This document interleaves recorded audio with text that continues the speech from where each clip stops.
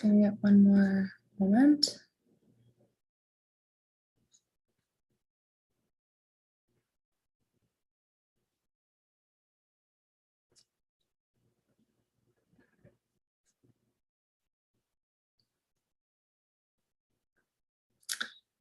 Hello, everyone. My name is Audrey Bolus, and I'm the Programs and Communications Associate at the Tahrir Institute for Middle East Policy, or TIMEP. It's my pleasure to welcome you to Access to Information in MENA, Holding Officials to Account. Access to information is an often overlooked pillar of a functioning democratic society, but it's at the heart of transparency and accountability, and it matters for a diverse range of issues from education to public health. Today's conversation will ask how information affects the day-to-day lives of people living in the MENA region, what access to information looks like in countries with and without laws on the books, and the essential role that journalists, civil society, and everyday citizens are playing to realize this right. As a reminder, today's conversation is being recorded. Follow along and live tweet with us using the hashtag #TimeUpEvents, and as audience members, we of course invite you as well to submit questions using the Q&A function. Without any further ado, it's my pleasure to introduce today's moderator, Karim Shahayeb. Karim is a journalist based in Beirut and a former TimeUp non-resident fellow whose work focused on access to information and transparency. Karim, the floor is yours. Thank you, Audrey, for the introduction, and thank you to the Tahrir Institute for Middle East Policy for organizing this discussion that isn't just timely, but crucial for the MENA region. And what better day to have this discussion than today, the International Day for Universal Access to Information. TimeUp has brought together some of the best people to talk about access to information in the MENA region. And as Audrey said, it isn't a luxury. It is a crucial and often overlooked pillar to a functional democratic society. In 2007, Jordan became the first Arabic-speaking country in the region to issue a law related to access to information. And since then, it has been joined by Tunisia, Lebanon, Yemen, Morocco, Kuwait, and Sudan. Our four panelists today will explore what access to information looks like in several countries that have laws and that don't have laws. And they will discuss opportunities for positive legal reforms and the role that different actors in society play to make this happen, whether they're journalists, whether they're everyday citizens, or other elements of civil society. I'll now introduce the panelists. We first have Asad Zebian, who is the executive director of the Gherbeil Initiative, a research center and think tank that advocates for more transparency in e-governance in Lebanon. We also have Yasmin Omar, who is a legal associate at TimeUp and a human rights lawyer, experienced in international human rights law, with a focus on national security and refugees and asylum law. Hilda Ajailat is deputy chair and CEO at Transparency Jordan, a non-governmental, non-profit organization that has launched several anti-corruption initiatives. And finally, from Tunisia, we have Ahmed Ben Ta'arid, who is a public law graduate and political science researcher, and he is the Access Information Officer at Tunisian watchdog organization iWatch.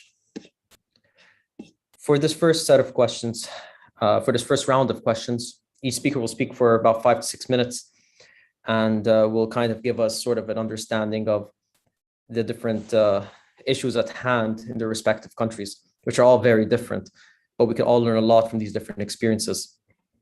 What is the importance of having the ability to access public information in your country's particular context? So I'm interested in starting with Asad Zebian. This is interesting times for Lebanon, where the economy has collapsed and the government's trying to undergo economic and structural reforms, and among them is fully implementing an access to information law as part of a wider mechanism to counter rampant corruption and to promote more accountability and transparency. Asad, I'm interested to hear more about your thoughts.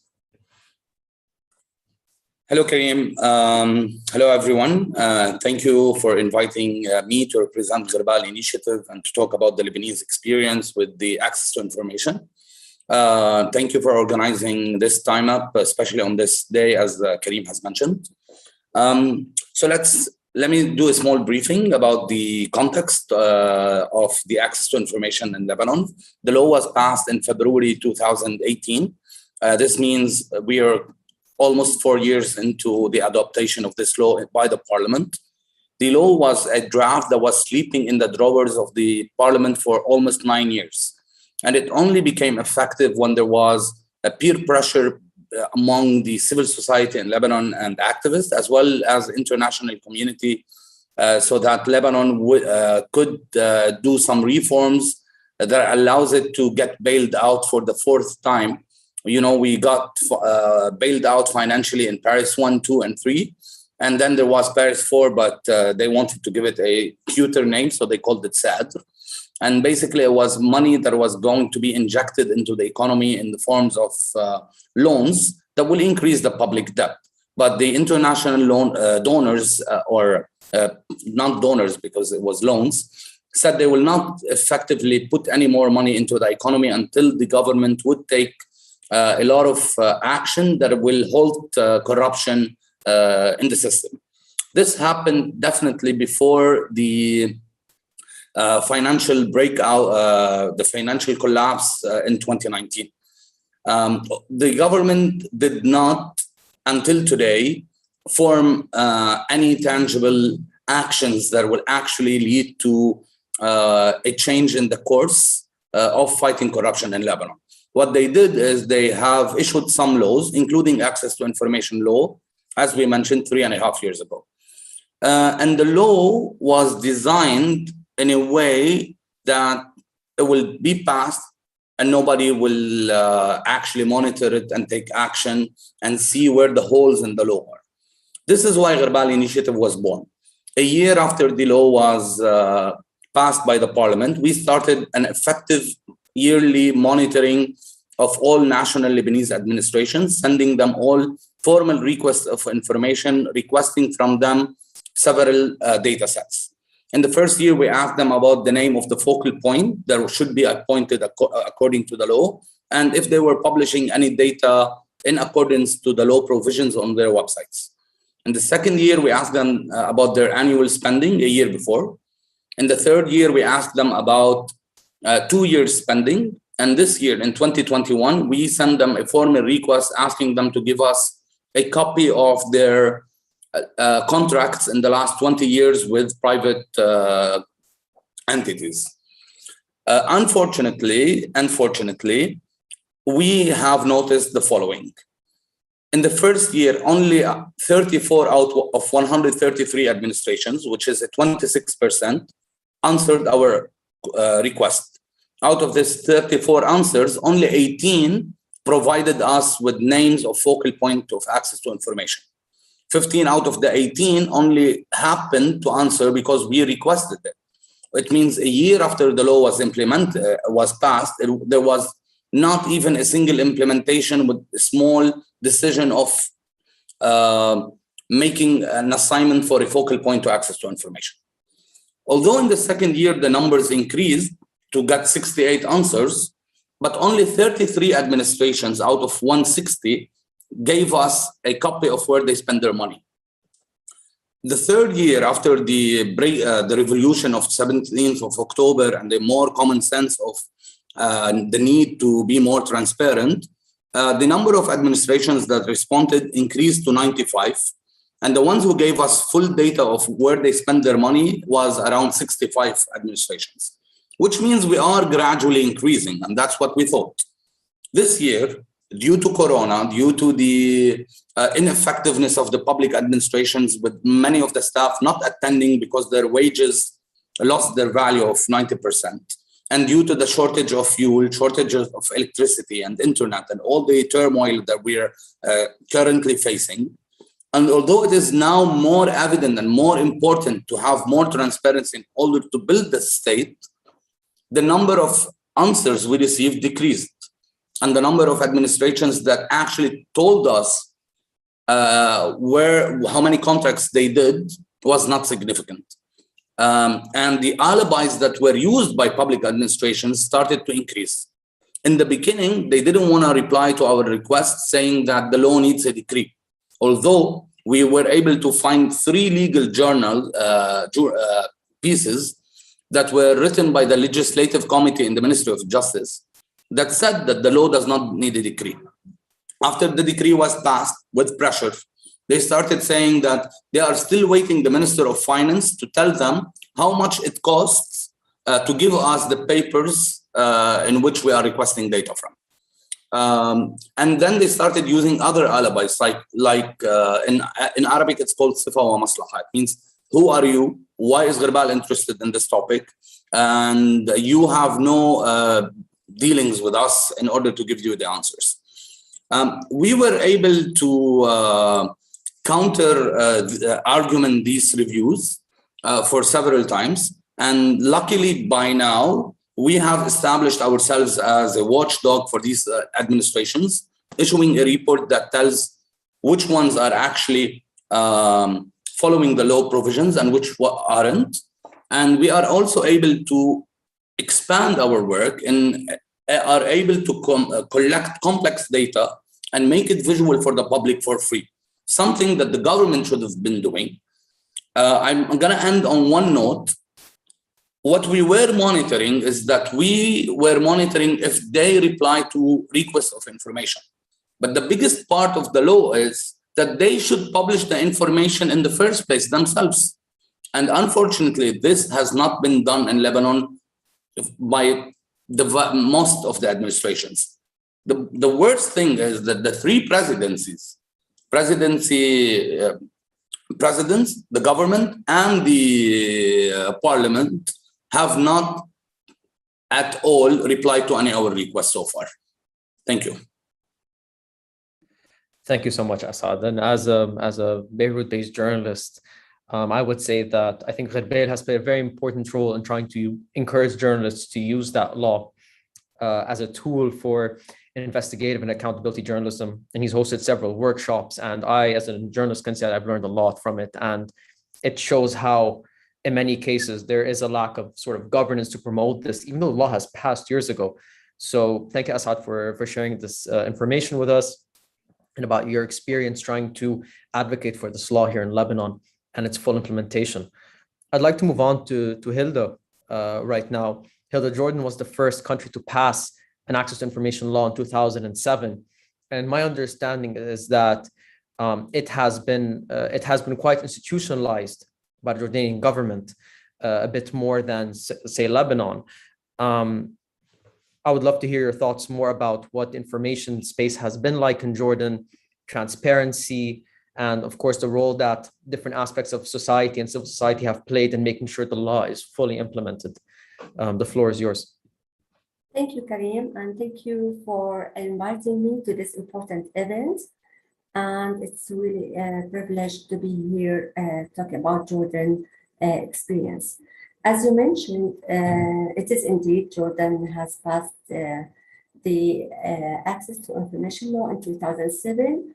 And this is maybe not the first time to talk about freedom of expression, access to information, and also access to media, because it is under Jordanian constitution, which stated on this the importance of this right to citizens. Besides, the National Charter of 1991 also stated on this importance of the access to information law. Now, yes, we're the first Arab country to endorse this law, but this law is very complicated. So I'm going to talk about Jordan Transparency Center experience in implementing the law, because the law has been there. We criticized the law, and we are part of civil society in Jordan to criticize this law, because there are other legislations that override this law, the 2007 law. And also there is a broad term of secrecy. And if you look at the Article 13 of the current law, the state secret document law overrides this law, and therefore it's very difficult to get information from the public agency. Second thing is the timeline. We had this difficulty of getting information within the 30 days. And if our request is denied, then we can go to the Information Council, which is the body, the authorized body by the law to oversee the implementation of the law. And then you have another 30 days, which is a total of 60 days to have the response. And if your request is denied, then you can go to the court. And the problem is the decisions on the complaints by the Information Council are not binding, and therefore, it's very easy for the public employee to give you. It's whether up to them whether to give you the information or not. It depends on their perception, because the information are not classified according to the Jordanian law. To overcome, this obstacle, in 2018, the government founded a committee chaired by the Information Commissioner, and there were 3-4 civil society organizations in this committee, along with other, public agencies. We worked on finding the best, protocol that classified the information, which makes it easier for citizens to get information and makes it easier for the public employee to also to get this information, to grant to give it to the requester. So after working for about 1.5 years, the cabinet, the Jordan cabinet, has approved 3 protocols, which are the classification protocol and let's say the procedures or the policy of implementing the access to information law, and the archives, and the keeping records and documents protocol. Now we are working on we have taken training on how to use the protocol, although we're the one to develop it, but according to international standards, we have had this training, and we're gonna train public agencies to see how they best can classify the information according to these protocols. So there's always a room for improvement, and this law, again, talking about the law, in 2012, the government submitted 3-4 small cosmetic amendments to the law, and then in 2016, the Prime Minister asked us to come up with our recommendations at Jordan Transparency Center, and these recommendations were sent to the Prime Ministry. And then in 2019, the Prime Minister had withdrawn these amendments, and again the Prime Ministry passed a new draft law in 2019. The Parliament still did not discuss this, and we are waiting for the government for Parliament to put it on their agenda so we can discuss it together with the MPs. Thank you. Thank you so much, Hilda. And I guess this kind of shows how even after the law is passed, and even if it's properly institutionalized, that these things kind of take time to go into full effect, and there's a lot of setbacks into properly implementing it and integrating it into all aspects of society, and making sure that everything is really fit to the words in the law. It's a process for sure. Ahmed, I'd like to go to you. I think over the past decade or so, a lot of us have been watching Tunisian civil society, in spite of the sweeping political changes that have taken place, all sorts of reforms. But on top of that, of course, economic hardship and political instability. I'm curious to hear what you have to say from your experience with iWatch and from being a policy and legal researcher on the matter. How has that played out in Tunis? And has civil society embraced access to information in a multifaceted way? Thank you, Karim, and thank you for for this opportunity. Yeah, sure. I would carry on from the the last point that Hilda said, and you also, it's process. It's not just the legal framework or text that promote the access to information in every country. So in Tunisia, the right of access to information has begun in 2011, just after the revolution. So with demands of anti-corruption, transparency, open administration, we have that pushed the government to publish the decree of 2011, access of administrative documents at that time. So that document wasn't or have yes a good points of the principle access to information, but also had several points of weakness. And that's the reason that civil society and iWatch also carry on their pressure to have the law of 22 of March 2016. That's the law that act provided a constitutional principle. So we have two types. We have the proactive publication. We have also the request of demand of the access to information. Although that law obliged the public administration through proactive publication to also respond not only public administration, citizens, either we have private stakeholders who have activities in public domain. So the access to information in IOSH or in Tunisia, it's the process that promote this transition since 2060, 2050. So it's big importance for the right to access to information that does not obstruct the objectives of scientific researchers or evaluation of government.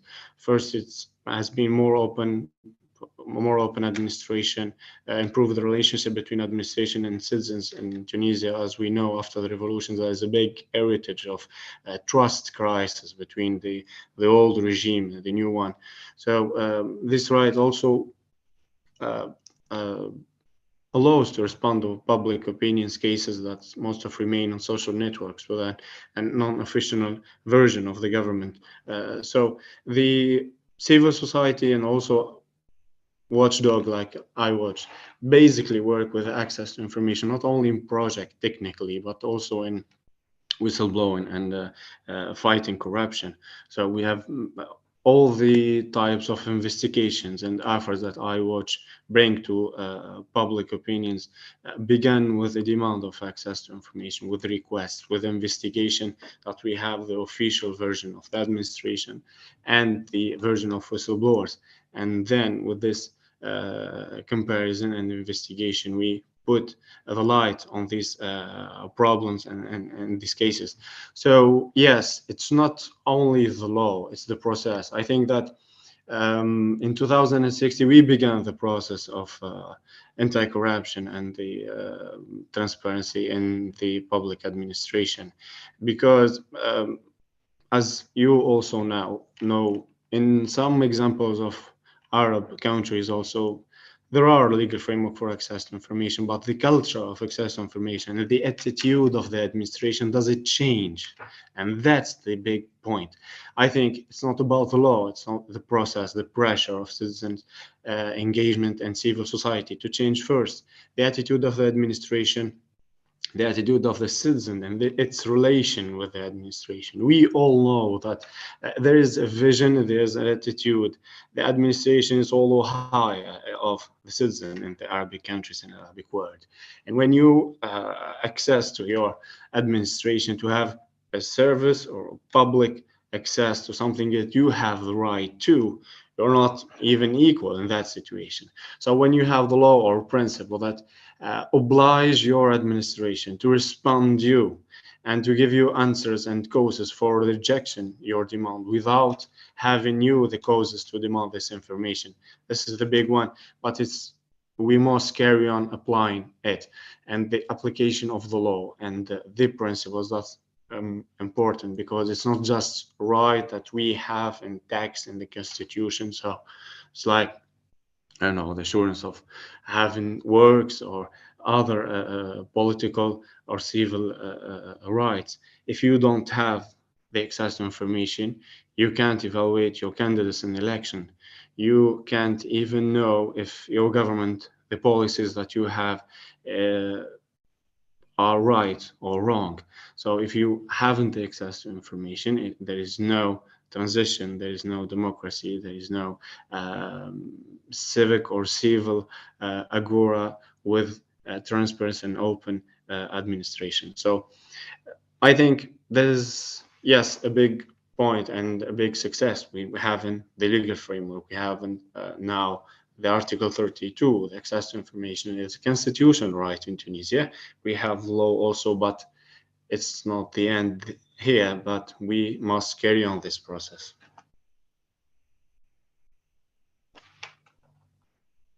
Thank you so much, Ahmed.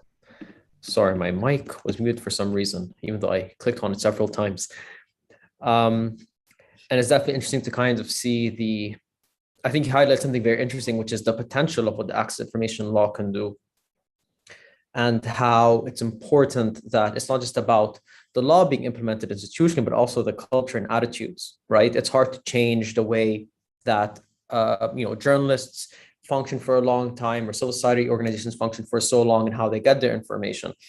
So it's very interesting to kind of see, and that kind of change, of course, requires lots of effort from various stakeholders, I think, in a certain country.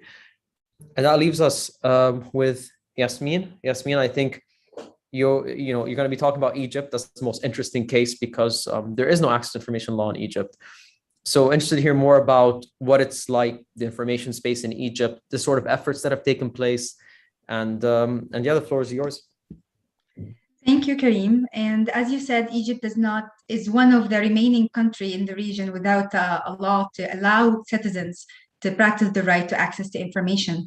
And unfortunately, this right has been absent from the Egyptian constitution itself until 2012, after the revolution happened, and then there was a new constitution, and this constitution gave the right to all Egyptian citizens, the absolute right to get access to information, and obliged the state to facilitate this to happen.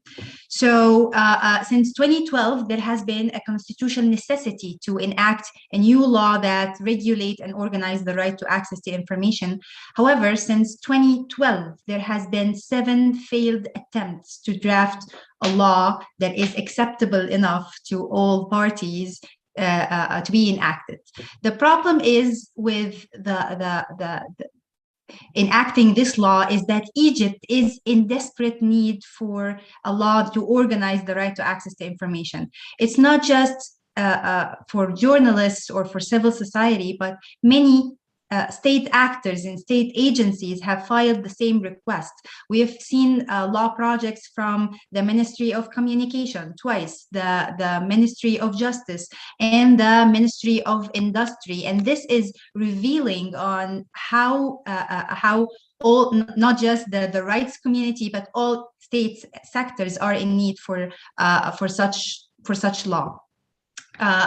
Even before the revolution, and in 2008, the National Party, the Hosni Mubarak Party, has drafted a project to become a law, along with the help from Egyptian rights lawyer. However, the problem that suspended all the project was always the argument: is this law organize the right for citizens to access to practice the right to access to information, or does this law organize the state's right in blocking information? And this has been always controversial because of, well, as we know, Egypt has been placing so many policies based on national security recently. So the answer to this question was always yes, the state has the right to block some information to protect national security and to protect states' secrets. And in this comes a problem of proportionality. So they always state that the reason is protecting national security without providing evidence that disseminating these information or allowing citizens to access these information will be forming some sort of danger to national security. And here, it is absolutely necessary to state where is the danger to keep the proportionality between protecting the state and violating an essential right, which is access to information. And access to information is not just something that is separated. However, it is a very essential right to have in order to practice other rights like freedom of expression, for example. And we have seen this problem evident in so many occasions in Egypt. For example, from what I remember, the famous case of Tiran and Sanafir, when President Abdel Fattah al-Sisi gave 2 islands to Saudi Arabian control without proper procedure, meaning asking the people to vote on it. And then rights lawyers have filed a case before the administrative court asking to suspend this decision. And to prove that these islands are Egyptians, they asked the court to give them an authorization to get documents related to these islands from the Egyptian National Library archives. However, the archives denied this request twice, even after the court ordered the archive administration to issue these documents. And eventually the lawyers did not have any means to access these information, but seeking them from other libraries, archives in UK and Germany. So here we have been seeing that it's not just about having a law to organize the right to access information, but it's also a state and a political will behind giving people the right to access information. We have seen here that state employees have defied court orders and nothing happened. And eventually, even after the lawyers won the case, the islands went to Saudi Arabia. Another example is the very important thing that happened all over the world, which is COVID-19. When COVID-19 spread in Egypt, the only access to information about COVID-19 was state officials' statements, which was very controversial and full of misinformation. So access to information, official information here, would prevent also misinformation. There is a lot to say about absence of a law in Egypt, but this is just a small brief. Thank you so much, Yasmin. Yeah, it is quite unfortunate to kind of see how the absence of a law can really make a difference when it comes to that. But even when you have a law, it's still a long road. It's a long process from there to really get, I think, to the standards of transparency and access to public information that I think one should desire anywhere based on your international standards. That being said, let's move on to the next question, and then we can move on to audience questions to the speakers. But for the second question, I wanted to kind of look at the impact that these access information laws have had in widening the information space and increasing transparency in general, if at all. And of course, what the obstacles are. And I'm also interested in hearing from the speakers about what can be done to move forward. And for this question, I think I would like to start with Hilda, since Jordan has had the law for the longest period of time. So Hilda, please. Thank you, Karim.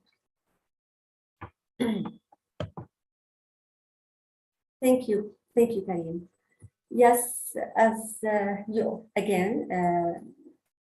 it's a long story here in Jordan. A lot of attempts have been done by civil society to convince the government to be a little bit open. And it is worth mentioning here that Jordan is the first Arab country also to join the Open Government Partnership in 2011. And due to the joining of the OGP,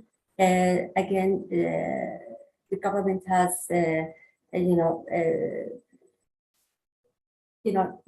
little, as I said, cosmetic amendments to the law. Again, in 2016, and I mentioned this earlier, due to this efforts and the collective action by civil society, the media firms, also the law firms, they pushed the government to withdraw the amendments from the parliament, and again, they sent this draft law.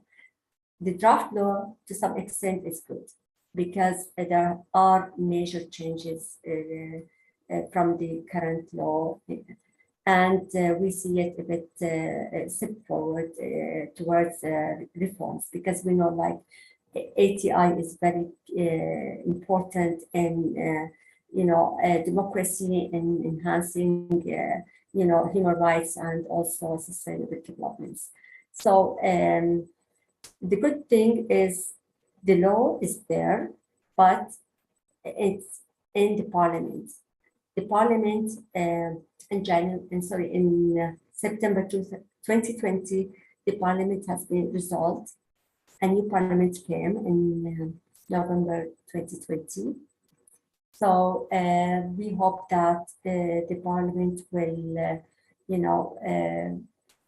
put this law under agenda so we can discuss it with the legal committee. Honestly saying that, since 2011, we are in 2021. It's going one step ahead and two steps back, then one step ahead and three steps back. Maybe we'll have to work on the mindset of the public agencies or the government, and to try to let them, be more open so they can give the space for the civil society and for the citizens to come up with their, ideas, with their perceptions, with their, say decisions, and be part of the decision-making process. Still, the path is, we're still, moving on, but as I said earlier, very slowly. That's what I have, Karim. It's just, as I mentioned earlier. Thanks so much, Hedda. That was very insightful and we appreciate it. Next, let's go to Ahmad. The floor is yours. Ahmad, are you with us? Ah, perfect. Thank you, Karim. So, yes, as Hilda just said, this impact of the right of information or freedom of information was very clear in Tunisia. There's big impacts as well for journalism, for civil societies, and watchdog, just like iWatch, as they said. So the right has ensured to every single people, not only Tunisian citizen, to ask for any information about the administrative document or other information. So that's the reason why iWatch is conceiving the business big lobby and Wales, as the case of Nabil Qarwi in 2060, were the elected candidate for presidential last election. So the investigation was about 300 pages that iWatch presented to the judges in this case, and we are on the case against Nabil Qarwi.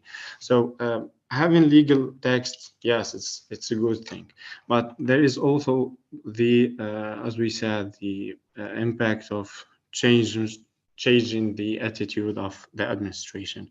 So we also always have to improve the text, but above all, the question of culture. So as an example, the president of administrative court still refuses to publish the report of the court. It's question of culture, not only text. And the problem is that we think that iWatch, it's began that the administration changed its attitude only against civil society, not for all citizens. So the administration changed its behavior, but not in the correct way. So that's impact to have this law and this right, that any citizen can oblige any administration to have the information that had, if he needed or not. That makes every administration think twice, being its work, its studies and government policies. So this topic, I think the access to information or for civil societies work on the topic with no commitment or aid from the state authorities, lacks financial material resources. We have it too in every administration. So it's not only problem for Tunisia countries, that I think that you have a new legal framework for access to information, even with a big heritage for 30 or 40 years, that the administration do not work that way. So, but the problem, as Hilda said, there is many challenges on behalf, just like the government know already that the access to information right is the opportunity for them all to have to enhance their indicators, to have a big good images for donors.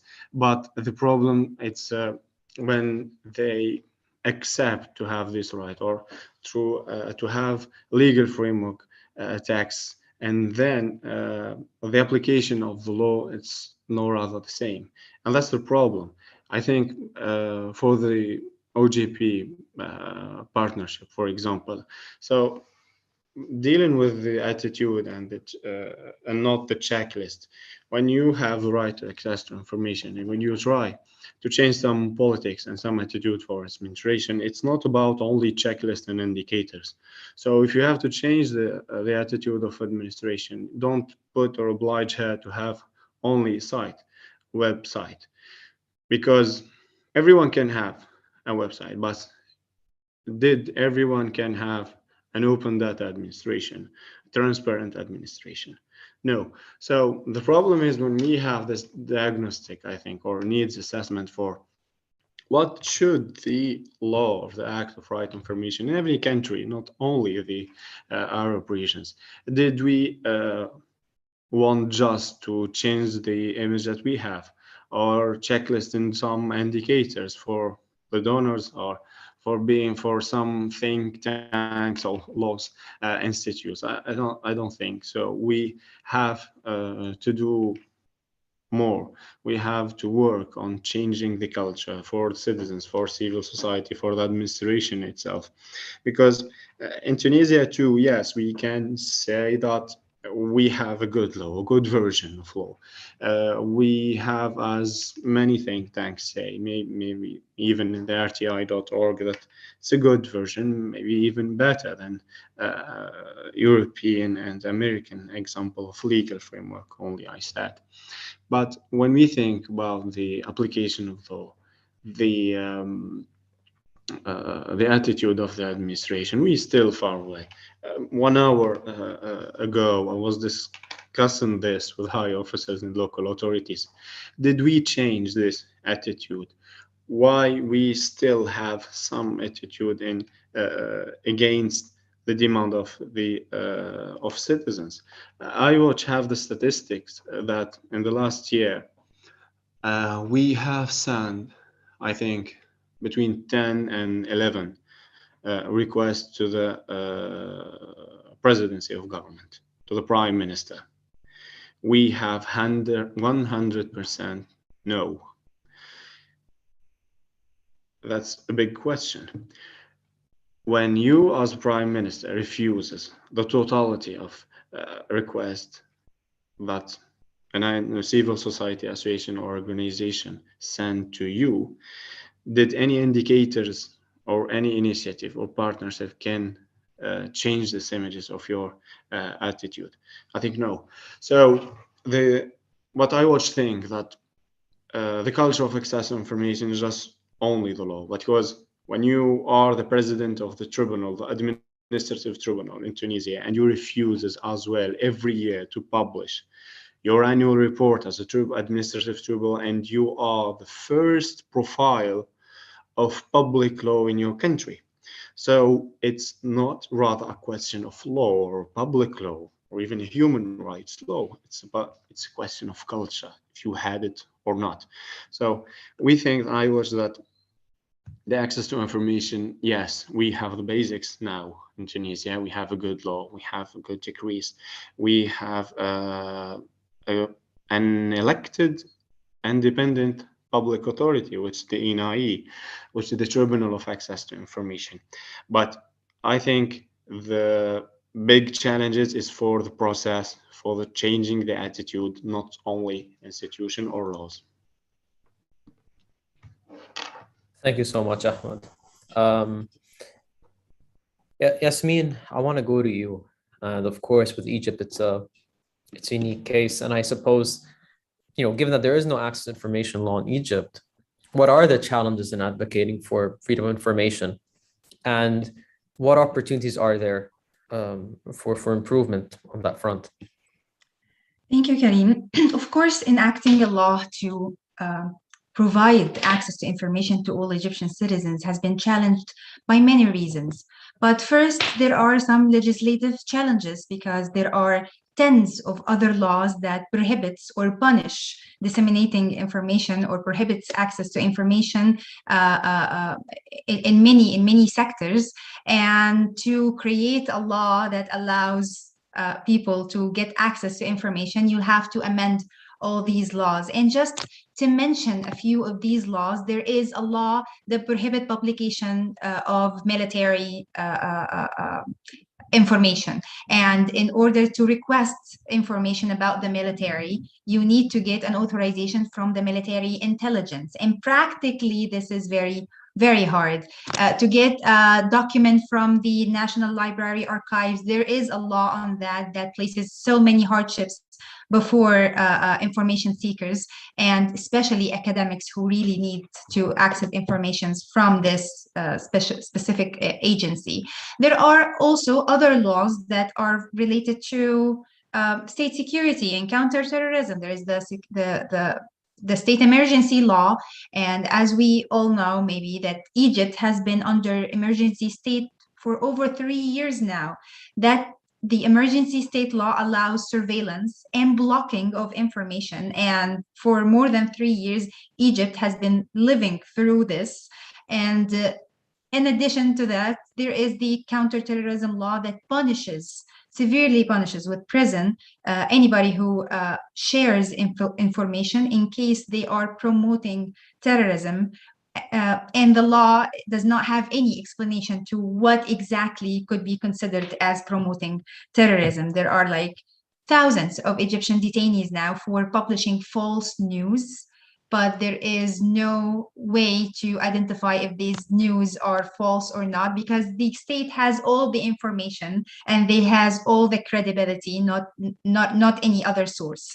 After the legislative challenges, there are other challenges in the culture. Egypt does not have the culture of sharing information, sharing state updates with its citizen. When many people when they seek information from state agencies, they are facing the accusation of being spies. Why do you want to know these information about the state? And if they were not accused of being spies, there are more worse consequences, like academics who are facing imprisonment, like the Italian academic Giulio Regini, who went to do research and seek information in Egypt and ended up murdered by the police under torture. So changing the narrative on allowing Egyptian citizens to access information does not just need legislative amendments or a law. It also needs a change in the culture.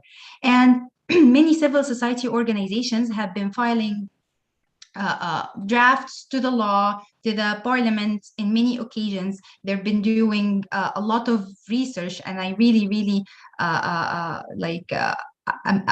admire their work, like organizations like AFTI and DAM in Tunisia. They've done so much work on this issue, very respectful. But also there has been many rights lawyers who've been litigating strategically before courts to demand immediate access to information in certain cases, and to ask the judiciary to refer to the lack of a law to organize this right. Eventually, recently there has been a new strategy. It's called the National Human Rights Strategy, issued by the Egyptian state. And this strategy aimed to enhance human rights in Egypt. And it specifically stated that Egypt is in need for a law to organize access to information. So maybe we'll see this coming, but in my opinion, I see that drafting a law now to allow access to information is a step backwards. We don't need to enact a law immediately. Before, we need to amend all the laws that prohibits access to information, because enacting a law now will just create a constitutional challenge. Every day you'll find somebody challenging the new law before the government, before the courts, because it can't be implemented while there are other laws prohibit the same right. So in my opinion, I believe that if the Egyptian state has the intention to give this right unconditionally, they need to amend the other laws. Thank you. Thank you so much, Yasmin. And that leaves us with Assad. It's an interesting case as well, given the circumstances Lebanon is in. You did briefly touch upon this about some of the responses you've received, where there are improvements. There are still a few steps back, setbacks that you guys have had in trying to get all the data that you need. What's going on now? I mean, have you noticed that despite the setbacks you face, that there is a widening of information access in Lebanon, or does it require lots of pressure? Otherwise, we'd still be where we are. Curious to hear your thoughts, Assad. Please go ahead. In 2017, I was participating in a convention of the UN in St. Petersburg. While coming back to Lebanon in the transition in Istanbul, the Minister of Interior back then, he approached me and he said, you did a very good work at the convention, and your words and actions are very good. He was trying to be nice. I'm not a very good, nice person. So my reply was, you know why we succeed? It's because you fail. So instead of me telling about the failure of the government, let me talk about some successes so you can understand how much failure there is. We had to create the first national budget for the public to understand, which we made it searchable, bilingual, Arabic, English. And it was the first time ever citizens, students, journalists were able to monitor every budget line and how it changed from one year to another. This is something the government should have done. We've been doing it. We created the first directory for all the loans and grants that were passed by the parliament since 1990 till today. We're talking about $14 billion loans and grants, and these are the only ones that were ratified. There is much more that is not ratified, so we don't have access to. This is something that even the state does not have a copy of, and we made it also bilingual, searchable, available for everyone to see. We were able to visualize all the data from the Banque de Lebanon, Ministry of Finance, and the Customs. Something that even if the data does exist on their website, it's not searchable, it's not visual, it's not downloadable, and it's not easy to use and access by the general public. And this is something that we are constantly doing, updating on monthly or bi-monthly times. We have, for the first time ever, were able to complete more than 17,000 contracts done between the Lebanese administrations and the contractors. Something that we will be publishing in the coming weeks, allowing people to understand the monopoly of certain companies with certain administrations, and how much all the political debate and the political fight that is happening in Lebanon is nonsense when it comes to business. Because in the end of the day, they are all in bed together when it comes to making money. We provided the citizens with a library, a legal library. So if they want to find a document, a law, a decree, or they even want to do a simple license so they can understand what documents they need. So we also provided people with the access to find that information.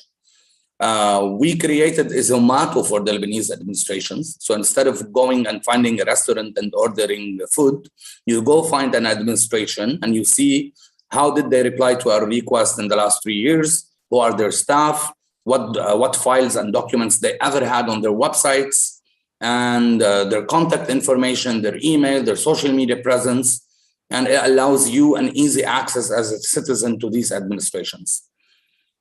This is only part of what we have on our website, and even less from what we have in our archive and in our database. And we've been doing this in less than 4 years with a minimum budget, with a minimum staff, and we didn't complain from electricity cuts, internet cuts, salaries, and all the other genre that the Lebanese officials would use in order to not actually do their job. And we're basically taking matters into our own hands as citizens. We are doing the state job, and we are only doing this in the hope that one day people will realize the importance of information. And when we talk about information, we're not only talking about spending and money and big complex data. We're talking about simple things. I want to know how many public hospitals we have, how many beds we have, what type of diseases people suffer from, because the next time I want as a state to open a new hospital, I want to open it based on data and information and needs of citizens, not because this warlord wants to get 300 votes in that village. We're talking about stations that were funded by the EU in Lebanon for the Ministry of Environment that measured the air quality. I need to have access to understand when we are having fires and when we are burning garbage and we're piling garbage on the street, how much did it affect my health as a human being and affect the surroundings and the areas. I want to have access to minimal data that has to do with divorces, weddings, births. I want to have minimum data that has to do with prisons. Why are people imprisoned? How many people were sentenced and how many people are waiting to be sentenced? How many are males, females, junior, juvenile? So this is important data. It will help researchers. It will help public policies. It will help political activists. It will help investigative journalists. And it will help us as humans, as citizens. This is the importance of data being public for everyone. And this is what we're facing. We are facing 100-year-old mentalities that always thought the governing state is a secret business, but it's not. You are there because you are elected or appointed. You are there because you are using my money as a taxpayer money, and you should be held accountable. We are fighting a mentality. We are fighting a system by itself that does not really understand modern technology, new aspirations of the new generation, does not understand the value of allowing democracy to happen on such a big level. And democracy is not only ballots, it's not only going and voting every 4 or 5 years, it's actually monitoring the government on a daily basis. And this is what we all should be doing. That's all I can say. We are here successful because they're failing. I don't want to be a success anymore. I want my state to be a success, and I'll do my other business. Thank you so much, Asad. And thank you to all the speakers with their interventions. We have questions from the audience, and we have about a little over 20 minutes or so before we have to wrap up. And we already have a few questions. So I think in the interest of time, we will jump to those. First one we have here is addressed to Hilda. This is from Karim Merhish, who's a non-resident fellow at the Tahrir Institute for Middle East Policy and a colleague of mine. He asks, has Jordan's commitments to the Open Government Partnership been implemented? Are they meaningful changes or are they mostly cosmetic? And Hilda, please, if you could introduce what the Open Government Partnership is to our to our listeners and viewers in case they are unfamiliar of what it is. So we can start with that, please. Thank you, Karim. Yes, the Open Government Partnership is an international initiative, and there are four requirements to be able to join this, for the country to join this global initiative. One of them is to have access to information law. And of course, they should have also anti-corruption measures, using technology in fighting corruption and enhancing civic participation. The first National Action Plan to RGP that the Jordan government has submitted in Brasilia conference in April 2012. The government committed itself to revise and to amend the access to information law, and also to join or to start discussions to join the the Extractive Industry Transparency Initiative, also that in the same first action plan. To be honest, it's a new initiative in Jordan, and as you know that Jordan is the first Arab country to join this initiative. So it was like a new exercise for the government to practice this initiative. So the second National Action Plan, the government started to open up a little bit, and they have invited semi-government, civil society organizations to create or to develop the action plan without consultations. In the third action plan, National Action Plan, there was a Royal Committee for the National Integrity System, and they've taken the outcomes of this national charter and integrated with the. So they let's say the government took these outcomes as a base for the building the third National Action Plan. In the fourth National Action Plan, the civil society assumed an effective role, not only in the development of the plan, but also in monitoring the implementation. And Jordan Transparency Center was one of those civil society organizations. And we brought up also Commitment 5, which is relevant to access to information law. And the second one, as a whole, was related to open data. Jordan has passed the open data policies in 2017, which is also, let's say, it's a step ahead in terms of, access to information and obtaining information data from public agency.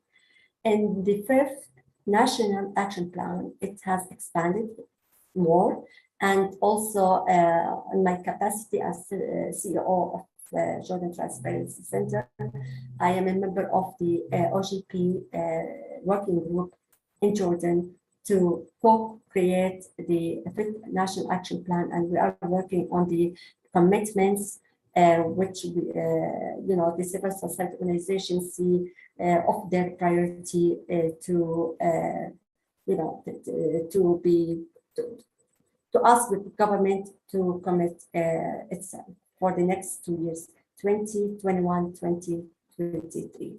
So it started very little, but things are moving ahead and in more open, let's say, more civic space in terms of OGP. So we keep our fingers crossed for more, more, let's say, more role and more to be more effective in the OGP. Thank you so much, Hilda. We have a question here for Yasmin from Salim from the Jordan Transparency Center. Welcome, Salim. Yasmin, Salim is asking about, despite the complicated, difficult situation on achieving freedom of information in Egypt, he's interested in hearing more about what civil society is doing or is planning to do about it. I'd also like to add a little question of my own as well. is, in your opinion as a legal expert, it's a very fine line between protecting information for security reasons and making it public. Is there a fine line, or is that sort of something that is up for a wider debate? So please, the floor is yours, Yasmin. Well, thank you, Karim. First, to answer Assad's question, since I heard of the release of the new strategy, national strategy for human rights, I knew that civil society organization has been preparing for a new draft as usual for the law. However, it is not just my concerns, but it's also the civil society concerns about other laws that prohibits access to information or make it hard for people to access information. So I think some has the opinion of trying to fix those issues by stating on it at the new law, and some others has the opinion of amending the laws first and then enacting the law. What we are seeing now is there is a necessity to have a law immediately. Maybe throughout the way, other laws would be amended to avoid any constitutionality issues. But I think there will be a change very soon, since we are seeing a political will that is open to have a law to regulate the right in itself. There is, of course, a lot of jurisprudence around this to help lawyers and civil society find the fine line between blocking information and allowing access to information. There is a fine line, yes, I think, based on international jurisprudence, based on domestic jurisprudence, there is a fine line. The state, according to international law, has the right to protect some secrets and has the right to mind national security.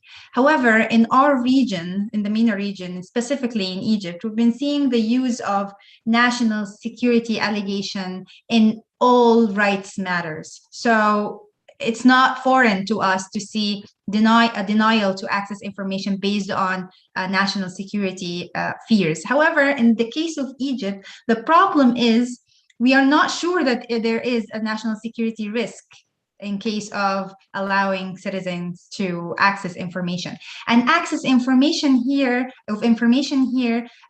is not necessarily to information that matters to national security or the state, but it's all source of information. It's really hard to get any type of information from the government. And even after enacting Media Council, National Archive Council, this was not enough to answer to the needs of Egyptian citizens, their needs of information. So I think, yes, there is a fine line. However, it's been used very, very badly. Thank you, Yasmin. We have a Lebanon question now for Assad before we have a couple more broader questions from the audience and we wrap up. Assad, Lebanon has formed a new government for the first time in 13 months. Lebanon has sort of committed to the national community to implementing lots of transparency reforms. I know this not because of an access to information request. I found out there are other ways, but I know that access to information is on that checklist that Ahmed sort of described. Do you have a feeling that now sort of in Lebanon's current situation under pressure, and as Karim Mirhish said, the new Minister of Administrative Reform said that the government will be committed to transparency. Do you feel that a prime minister who also, had allegations of corruption, and Lebanon, given its track record of endemic corruption, at this point, because of its promises and because of international pressure, do you think that we could see some positive developments going forward in this critical stage for Lebanon when it comes to access to information? Well, I'm not a big fan of any government that is formed in Lebanon, because the problem is not with the government, the problem is with the system. The whole system is built in nepotism and is built on no justice and is built on mafioso ruling. So I think they will always try to do cosmetic surgeries for bylaws and by implementation decrees, but I'm not very optimistic on the long run. What we really need in Lebanon is a change of mentality of governance. What we really need is more actions and less words. What we really need is to have faith in the institutions and not faith in the simple employees who are in the rank of a minister. What we really need to do is to actually dive into thinking of the importance of transparency and data sharing and good governance and e-governance for the sake of the citizens, average citizens, and not for the sake of getting a bonus, a star from a donor. What we are currently noticing in Lebanon that most of the Lebanese administrations have become themselves NGOs. And most of the Lebanese administrations, especially the ones who should be doing the monitoring and the checklist as authoritarian administrations, they are becoming grant proposal writers. They're working much more like a civil society in order to get more donors, especially now that the Lebanese pound salaries are not adequate for the lifestyle they used to have. And I'm not talking about everyone, but I'm talking in general. And now they are actually tapping into a new field of business. And I don't think this is promising on the long run. What we need to do is to have everyone do their job. If you don't think that your salary is enough working in public administration, well, I'm sorry, it was suitable for you for 20 years to get all the benefits out of it. If you can't take the heat now, maybe you should quit and find another job that suits you, and let people who are in better mentality and who actually care about the state and its administrations fill these positions and actually do some significant work. Thank you, Asad. So last couple of questions we have is sort of addressed to everybody, whoever would like to answer. And of course, keep in mind that time is kind of running out, so if we can keep our answers as concise as possible. First question is from Nancy. Laws in the Arab world are imperfect if they exist, as Hilda pointed out in the case of Jordan. Are there laws supersede those that grant the desired right? Nancy asks, is there potential to work with existing laws to act upon access to information for pushing for accountability? What is that missing link to move from access to information to acting upon such information for effective accountability? Whoever would like to answer, please go ahead, but just keep in mind that we are running a little bit out of time.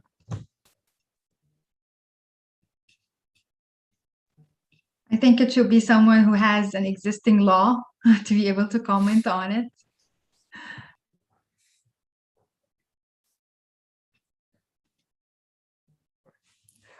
I think we'll move on to another question. If anybody has anything in mind to respond to Nancy's questions, we could jump back to that.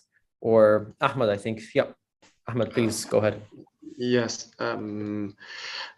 As Jordan, the example of Jordan, as Hilda said, the Jordanian example, and many examples that we have already in the Arabic countries. But let me say that having a law, legal framework for access to information is a good thing. It gives you the basics of what you can negotiate with your administration and with the authorities to do.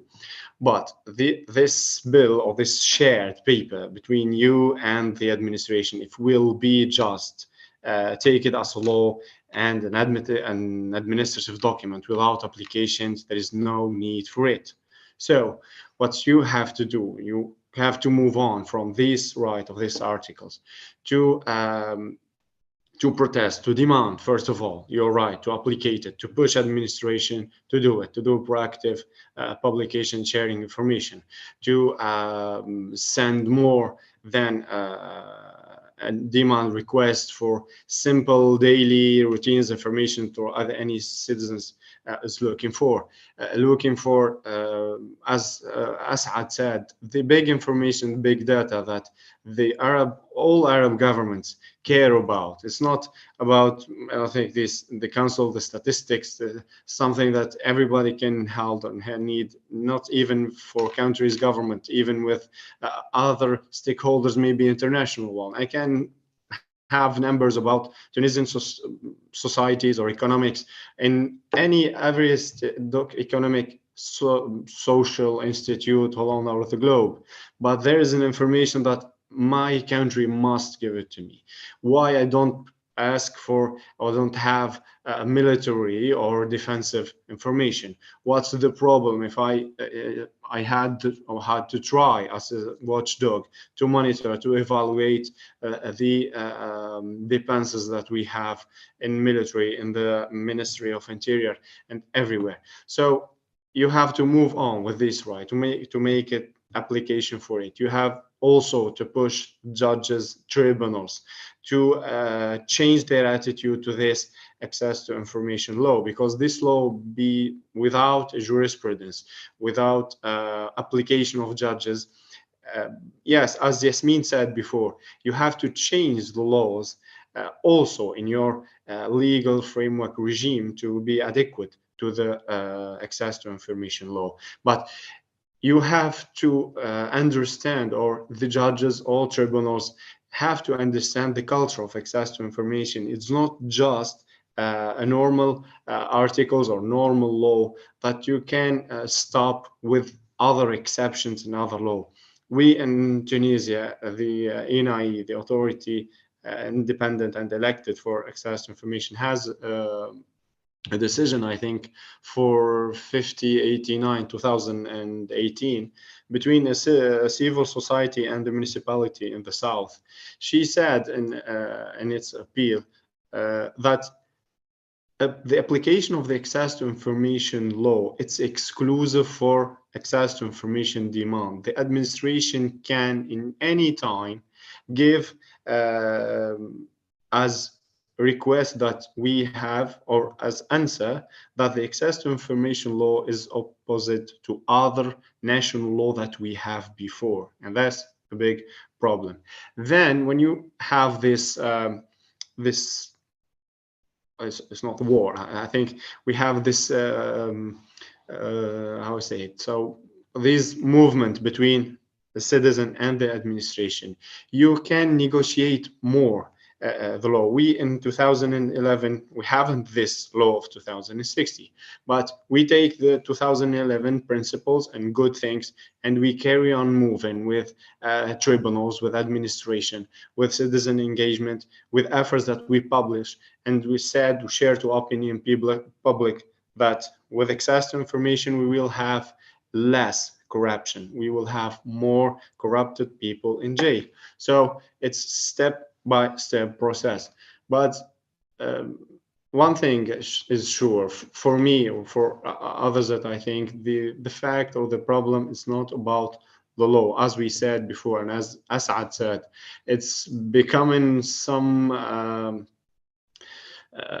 components of equation and the course between the donors and some governments about the access to information law, about the OGP partnership, as Mrs. Hilda said, on behalf of the positive thing that the OGP partnership has. And we also, IWatch, as the representatives of civil society in the OGP in Tunisia, we said many times that we are not interested, as we think, about checklist indicators or statistics.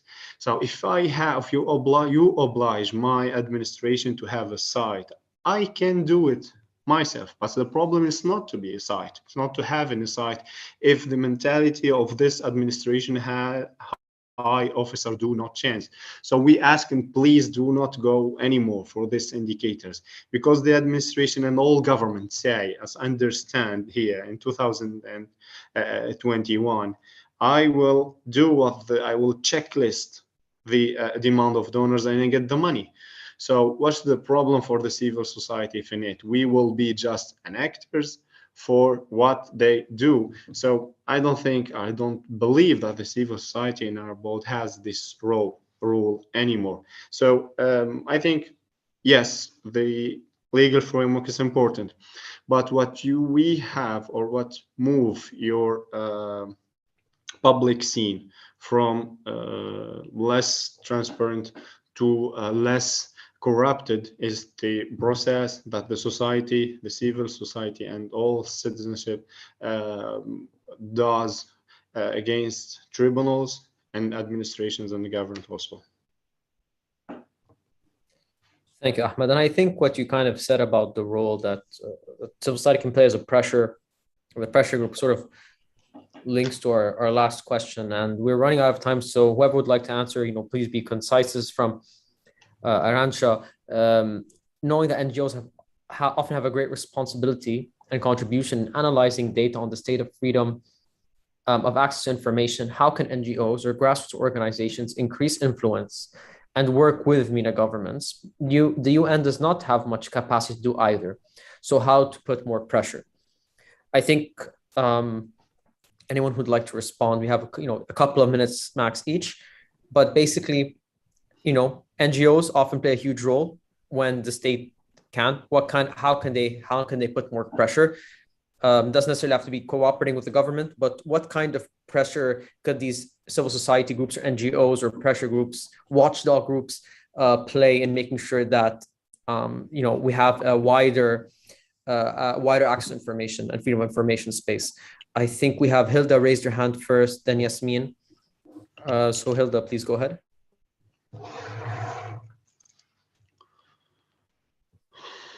Thank you.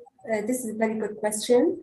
Well, from my point, I see it's very important to do pressure through building coalition. So, there are different initiatives in our region, international regional initiatives. So if I always say it always takes two to tango. So if I work myself on let's say on a specific let's say if we're talking about anti-corruption, another organization works on human rights, a third one working on, let's say, youth empowerment. So if we collect these balls and put them in one basket, I think we can be more influential and we can reach out to achieve our goals. So building coalition is the right approach for getting collective action and united goals. Thank you. Thank you so much, Hilda. Yasmin, I think you also. Oh, it's got your message. Okay. Well, Hilda provided a great answer. Thank you, Hilda. But also in the Egyptian context, this is a bit harder than any other countries because mobilization and organization is faced by many challenges. However, I'm seeing that the civil society in Egypt is working more and more with legal experts. And I think this is the straightforward way to say that we have the best draft of the law. And every time they did that, the government has accepted the draft, not every time, some of the times, and sincerely discussed it, although it fails at the end. But I see that in the absence of guarantees of mobilization, this is the only way that the Egyptian civil society has. Thank you so much, Yasmin. And I guess these are the questions from our audience. And thank you all so much for attending this panel. And thank you so much to our speakers for joining us and sharing with us their experiences and their expertise and their analysis of the situation in the respective countries. I think we can take this back to Audrey. Thanks, Karim. Thank you so much, Karim, Hilda, Yasmin, Asad, and Ahmed for such an insightful conversation. This has been wonderful. And I find as we start to wrap up, I find it important to just mention that today's event is part of a larger effort by Time Up to continue to program around the right of access to information. So earlier this year, our team, including Karim and Yasmin here, released a 4-part series that's really, really worth reading on access to information laws in Jordan, Tunisia, and Lebanon, unfortunately not Egypt yet. We'll continue to produce content, partake in advocacy initiatives, and put forward proposals for reform around this space as part of our commitment towards transparency and accountability. So to our audience, thank you so much for joining us, and to the Time Up team involved in making this event possible, thank you and have a wonderful day, all. Bye.